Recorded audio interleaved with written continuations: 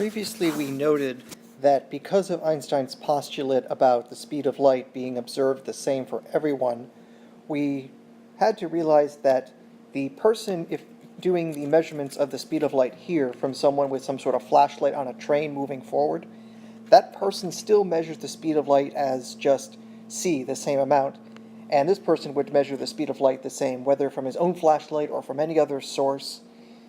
This means that if we're going to start now dealing with the problem of, we normally say adding velocities or figuring out what's the relative velocity between two different reference frames moving relative to each other in some other frame, we need some more adequate way of dealing with that.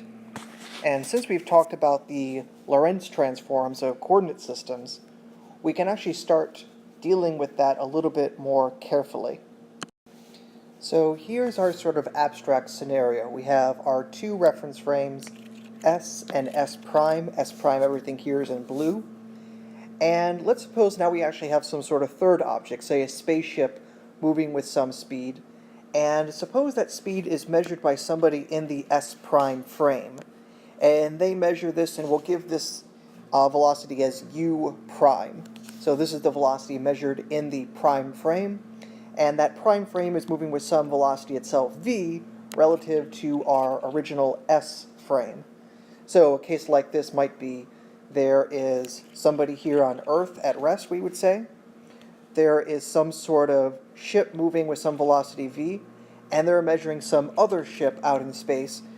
They ping the speed that they measure, and now we want to figure out, okay, somebody on Earth, what do they think the speed of this red ship is going? So to apply this, we first need our definition of velocity here. So specifically, if we want to look at the velocity as measured in the prime frame, well, we could just use our definition that what is velocity? The instantaneous change in position over the instantaneous change in time.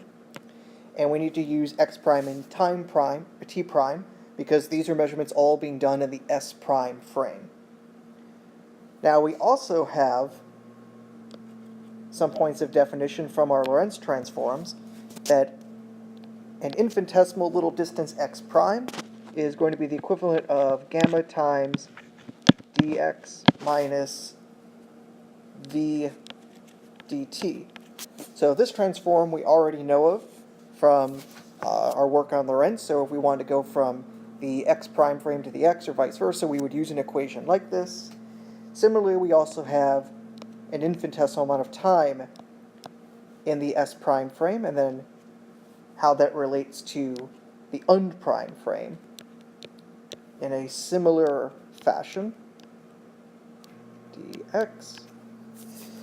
Well, in this case, we don't have to do any hard work. We could just use this and substitute in for dx. We could use this to substitute in for dt prime, all that nice and straightforward. And if we do that, well, we're going to have a bit of an algebraic mess, it might seem, but with some effort we will get this result. So this is our expression, and when I'm using u here without the prime, that's velocity as measured in the s frame rather than the s prime frame. And the definition it has is, of course, the same as for u prime, except we're measuring with x and t rather than x prime and t prime. So this would be useful if you say you had a measurement of velocity in the s frame, and you're translating to the s prime frame, and you know that the s prime frame is moving relative to the s frame with velocity v. And if you want to do the converse, we could do similar algebra, and we could find what should be the measurement in the u frame if you were given u prime, and it would look like this. So this is the new form, and it's derived in the same sort of way we did before. So like I say, this is now a way of basically using the information of effectively two different reference frames to find out the velocity as measured in some third one. Since we have the case that s and s prime are all in different frames than the speed of that ship. It's in its own frame since it's moving with some velocity relative to either one. Now here is the interesting thing if we use this sort of velocity transform system. Suppose now we want to see, all right, how does somebody in the S frame or the S prime frame measure the speed of light? So suppose we have somebody in the S frame measures the velocity of light. So we'd be saying in that case that u is equal to speed of light c.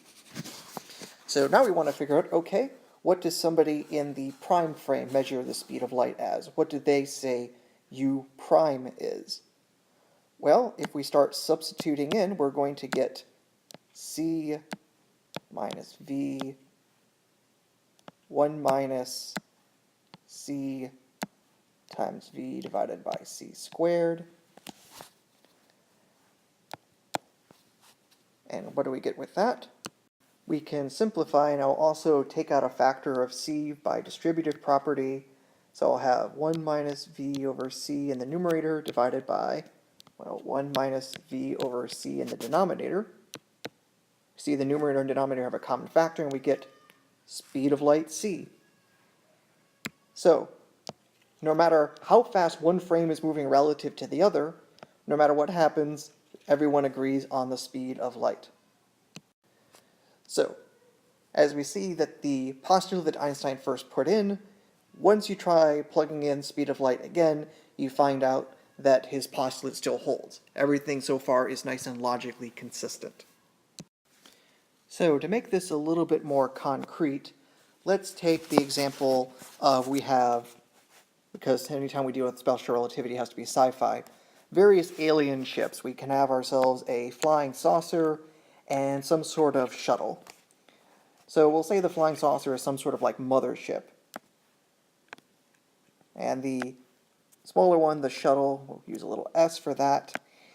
And let's say that in this case that the little shuttle there normally can launch from the mothership at a certain amount of speed.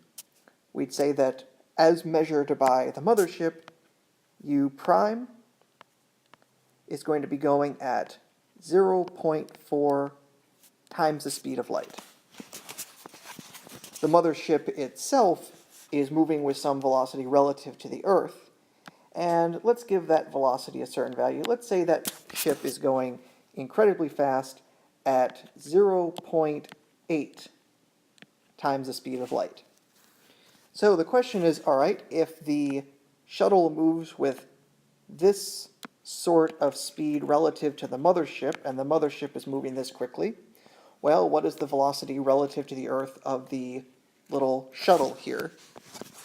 If you were to do this the more direct, naive, sort of classical way, well, you would just say, well, you just add the two velocities together, and that's how fast the ship is moving away from the Earth. You'll quickly see, though, then, that that ship would be moving at greater than the speed of light if we just add these two together. Since one is going 80% the speed of light, the other 40%, added together, that's 120% the speed of light. And you've probably heard that that's supposed to be impossible, but to show that that is the result, let's find out when we actually plug things in. So we're ultimately trying to find the velocity in the Earth frame, and the information we're given about the ship is the space shuttle is how fast it's moving relative to the mothership. So we want to use this expression here of going from the prime frame to the not prime frame. So we'll use this expression. So we have plenty of information. We can just start fitting it in, and what sort of results we'll get, we'll just go step by step. First we find in the numerator will be 1.2 times the speed of light, while the denominator will be 1 plus 0.36 times speed of light squared divided by speed of light squared. We see some things are canceling out. And I'm leaving everything in here in terms of speed of light just because it's this nice multiplicative factor, and so I don't have to plug in the speed of light, take it out again later. And if we do all of that, we'll find that the velocity is about a little more than 88% the speed of light. So instead of going way past the speed of light, we get a noticeable but still somewhat smaller increase in the total speed. How things would change if the mothership were moving towards the Earth instead. If it were moving this way, then the velocity we would use here would be negative, and that would change our results a bit. Nonetheless, though, this is telling us that in general you can look at this equation that whatever velocities you plug in, anything that's going to be less than the speed of light, the final result popping out will be less than the speed of light. So it's from these equations that show no matter what, no matter how you add velocities together, you never break light speed.